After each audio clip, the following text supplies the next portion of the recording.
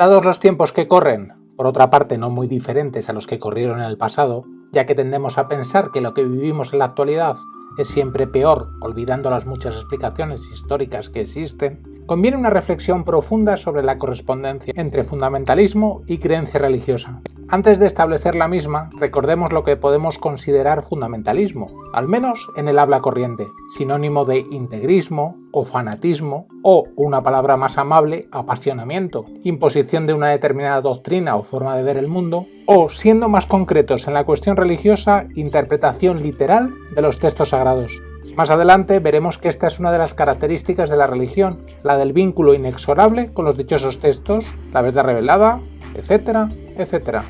Curiosamente, el origen del término fundamentalismo no está, al parecer, en la religión musulmana, como se ha querido ver en los últimos tiempos, sino en la cristiana, más concretamente en las iglesias protestantes de Estados Unidos, finalmente bifurcadas en conservadoras y, más o menos, modernas o liberales.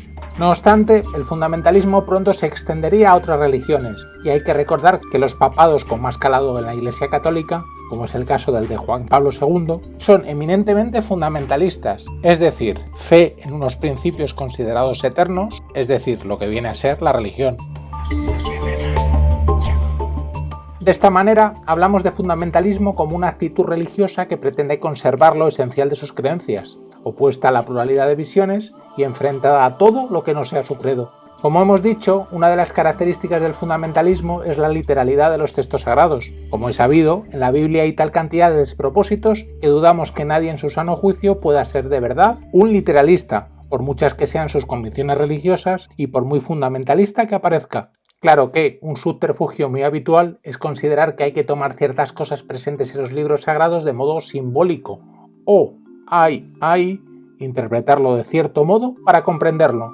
De este modo, lo que sencillamente habría que ver como algo producto de la contingencia histórica, nunca el más elemental sentido de la razón así nos lo dice, como una verdad revelada absoluta, se convierte en ininterpretable por creyentes y se abre la veda para un mayor despropósito. Como hemos dicho, las religiones, especialmente las monoteístas, se caracterizan por verdades definitivas. De este modo hay que observarlas siempre como excluyentes para los impíos, desobedientes, herejes, etcétera, etcétera. El absolutismo, pues, es plenamente identificable con el fundamentalismo o integrismo, que en última instancia es lo que caracteriza la creencia religiosa. Sí, se nos dirá que no todo el mundo está dispuesto a realizar cualquier acción en nombre de su verdad absoluta, de la que se deriva, por ejemplo, el comportamiento moral con los peligros consecuentes. Se nos dirá también que la gran mayoría de creyentes suele ser, por norma general, tolerante. Por supuesto, pero eso precisamente convierte la cuestión en relativa, no absoluta, y es un argumento a favor de considerar las religiones y cualquier otra manifestación cultural como producto de la contingencia histórica, simple y llanamente. Las verdades absolutas, por supuesto, no solo ligadas a la creencia religiosa, aunque fundamentalmente sí, también condicionadas por muchos otros factores sociales, políticos o económicos, generan modos de ver la vida totalitarios y unívocos, y acaban justificando las mayores atrocidades contra los impíos. La religión también tiene mucho que ver con el autoritarismo, primero por la subordinación a una instancia superior, sobrenatural, pero también porque termina generando intermediarios entre los planos terrenal y trascendente, llámense rabinos, sacerdotes, imanes.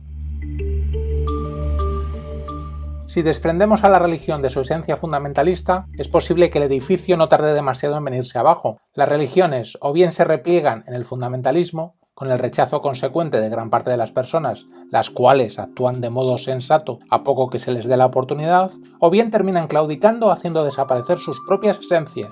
El caso más evidente es el de la Iglesia Católica, con su permanente cambio de actitud, tal vez para que todo continúe de forma parecida, y demasiado vinculada a cuotas de poder como para pensar en su desaparición a corto plazo. Sus creencias fundamentales son tan absurdas como las del judaísmo o las del islam, pero se quiere presentar ahora como una institución abierta a la modernidad, algo que por otra parte no pasaría una revisión profunda ni honesta desde el punto de vista creyente. El fundamentalismo, por supuesto, es uno de los grandes enemigos de la civilización, la cual debería caracterizarse por una visión todo lo amplia posible, también a nivel ético y de justicia en todos los ámbitos de la vida. El dogma, la actitud acrítica o el culto reaccionario a la tradición son rasgos muy rechazables que difícilmente pueden desprenderse de la creencia religiosa, mientras que consideramos muy saludables para el progreso la duda ante el conocimiento y la constante reflexión.